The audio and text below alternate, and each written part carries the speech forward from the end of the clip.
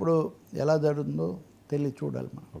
Sir, పారిశ్రామిక ప్రమాదాలు కార్మికుల బలి ఘోరమైన విషయం. మనం చేస్తున్న చర్చలు వీటన్నిటి మధ్య అసలు పూర్తిగా మరుగున పడిపోతున్న అంశం ఈ కార్మికులు, ఈ ప్రమాదాలు, ధరలు, నిరుద్యోగం ఇట్లాంటివి. ఎందుకంటే వాటి మీద అటు వీళ్ళు ఎప్పుడు చూపిస్తున్నారు, అటు వెళ్ళట్లేదు కదా.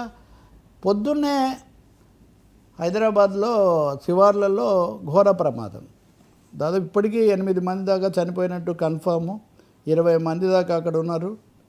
సెగాచి కెమికల్స్ అనే ఫ్యాక్టరీ, అది 30 ఫైర్ ఇంజన్లు ఉదయం నుంచి నేను వచ్చే వరకు కూడా వాళ్ళు ఆర్పుతున్నా కానీ అది ఇంకా అదుపులోకి రాని పరిస్థితి. అంటే ఏ స్థాయిలో ఉందో మీరు చూడవచ్చు. 50 మంది మొత్తంగా ఉన్నారు, అక్కడ 20 మంది పనిచేస్తున్నారని చెప్తున్నారు. వాళ్ళలో 8 మంది ఇప్పటికే క్యాజువాలిటీస్, ఇంకా మిగిలిన వాళ్ళది కూడా చూడాలి. ఆ చుట్టుపక్కల ప్రజలు కూడా ఈ పొగతో ఉక్కిరి బిక్కిరి అయిపోతున్నామని వాళ్ళు. వర్మ, ఇది చాలా ప్రమాదం. వాళ్ళకు పూర్తి సానుభూతి, వాళ్ళకు మనం శ్రద్ధాంజలి చెప్పడంతో పాటు ఈ కాలుష్యం నుంచి అక్కడ కాపాడడానికి, ఆ భద్రత కోసం అన్ని చర్యలు తీసుకోవాలని మనం కోరుకోవాలి. ఇది మొదటిది కాదు. నేను ఎందుకు చెప్తున్నానంటే చెర్లపల్లిలో కొద్ది రోజుల క్రితం ప్రమాదం జరిగింది. అంతకుముందు ఐటీ బొల్లారంలో ప్రమాదం జరిగింది. అంతకుముందు ఇంకో కనీసం 4-5 ప్రమాదాలు ఈ 2-3 నెలల కాలంలో హైదరాబాద్లో జరిగాయి.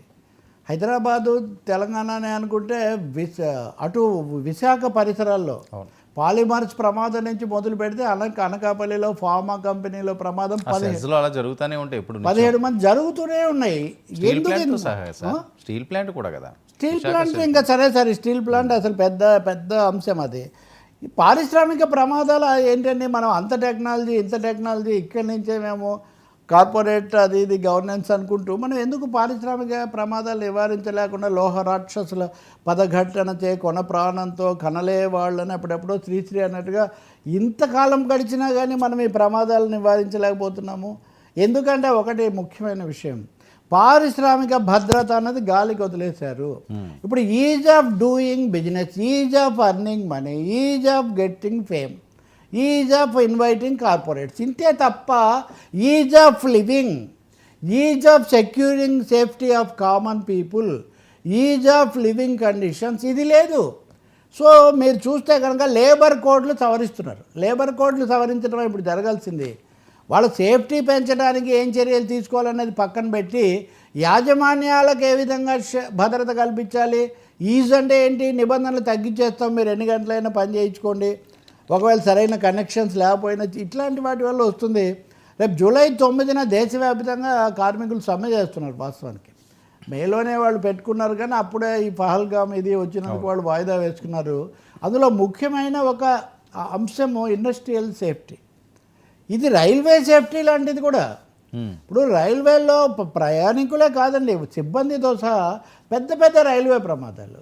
మొన్న మనము అహ్మదాబాద్ విమాన ప్రమాదం చూసాం కదా, ఎంతమంది ప్రాణాలకు. ఇవన్నీ సేఫ్టీ పెరగాల్సింది పోయి ఇది పెద్దగా ఛాలెంజ్ అయిపోతుందంటే శృతి మించిన భద్రత అనేది లాభార్జన లేకపోతే ఇష్టానుసారం చేయడంతో చాలా చోట్ల లేబర్ ఆఫీసర్స్ని తగ్గించేస్తున్నారు పూర్తిగా.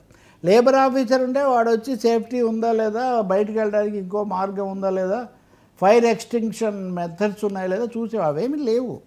మనం చెప్పినవి మచ్చుకు కొన్నే. విశాఖ చుట్టుపక్కల కూడా ఇలాగే 4 జరిగాయి భారీగా. ఇవి లోకల్ పొల్యూషన్ కూడా. ఇప్పుడు మీకు భోపాల్ ట్రాజడీ జరిగిందంటే ఎన్ని రోజులు దాని ప్రమాదం మొన్నటి వరకు కూడా ఉంది. కాబట్టి చాలా విషాదకరం. రాజధాని ఇవన్నీ గర్వంగా చెప్పుకునే చోట ఇట్లాంటివి జరగకూడదు. వీటిని వెంటనే బాధ్యుల మీద చర్య తీసుకోవటం, దానికి కారకులైన వాళ్ళని చేయటం. ఇంకోవైపున సరైన అన్ని ప్రభుత్వాలు మేము డబుల్ బెడ్రూమ్లు, 3 బెడ్రూమ్లు అంటుంటాయి. కానీ కిర్కిరిసిన అపార్ట్మెంట్లలో లేకపోతే మాల్స్లో ప్రజలు ఫైర్ యాక్సిడెంట్స్లో చచ్చిపోతుంటారు.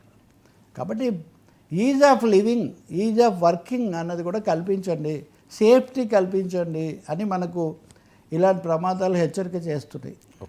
సార్, రామ్దేవ్ బాబాకు విశాఖ